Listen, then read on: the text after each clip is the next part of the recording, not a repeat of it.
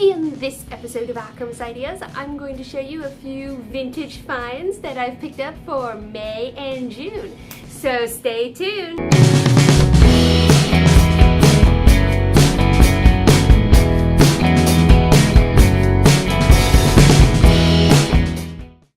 Hello and welcome. I'm Akram Barrett, and you're watching Akram's Ideas, bringing creative and crazy ideas to life. In this episode of Akram's Ideas, it's time once again for a vintage finds or haul video. May was a super busy month, and toppled was the fact that I actually injured myself in May, which was a rather humorous story which you can go ahead and read on Akram's Ideas blog that involved a hula hoop. But aside from my injury, which I'm getting better, and everything, I did manage to do some vintage shopping for both May and June, and I'm going to go over a couple of things that I got. Let's start with May. So at the end of May, the Blue Dome District here in Tulsa had a art car show, more of an art festival type event, but in the same area, the fur shop had hosted the Rocking Rummage sale, where it was the different vendors were set up and they were selling vintage and antiques and things like that. And I managed to snag this pink Samsonite suitcase at one of the booths. I think I got it for under $10, and I love it because I actually have two other ones of these. I have one that may be a little bit larger and one that's a little bit smaller.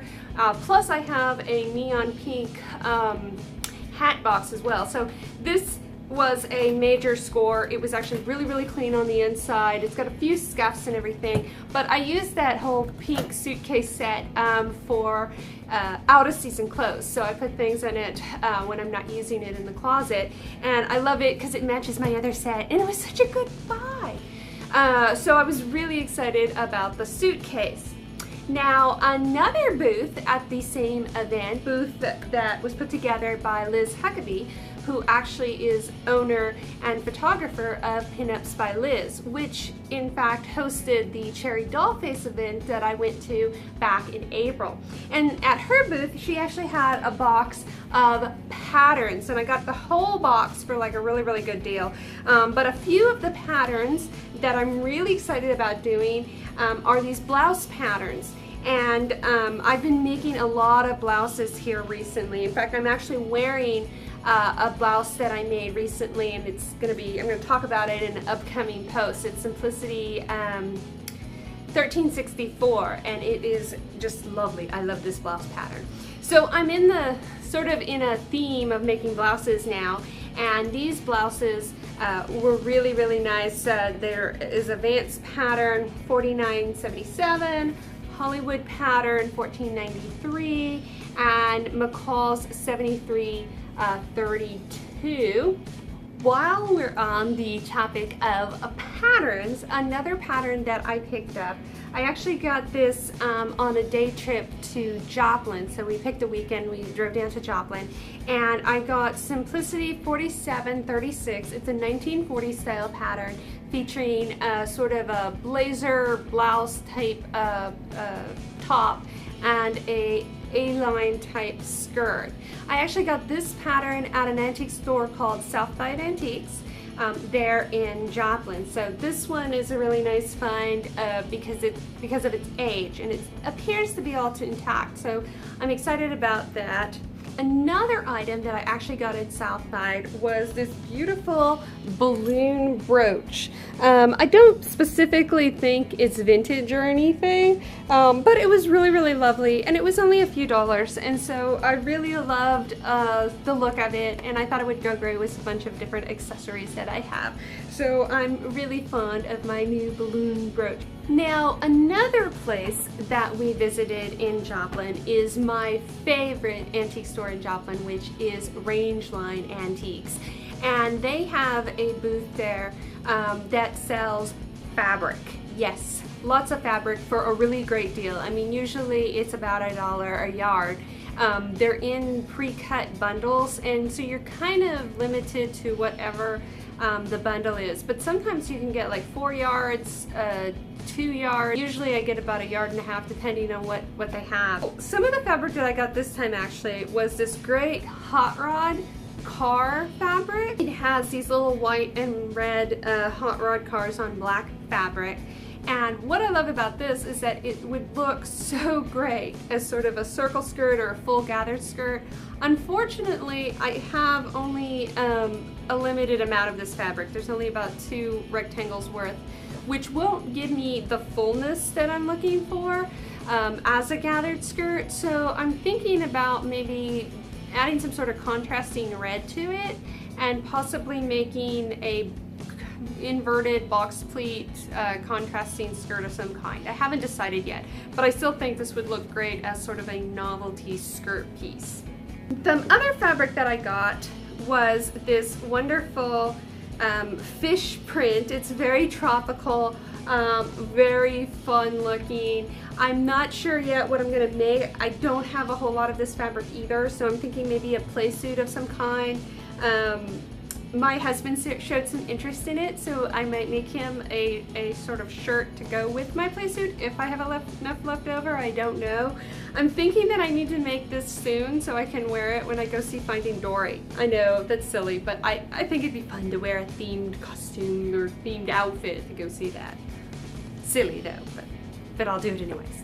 Speaking of tropical and sort of tiki type prints, I got this other one here, which is this lovely black fabric that features sort of tropical flowers all over it. And this has got such lovely colors. I've got a little bit more of this, so if the play suit that I'm thinking about making doesn't work out for the fish, I might make it in this fabric.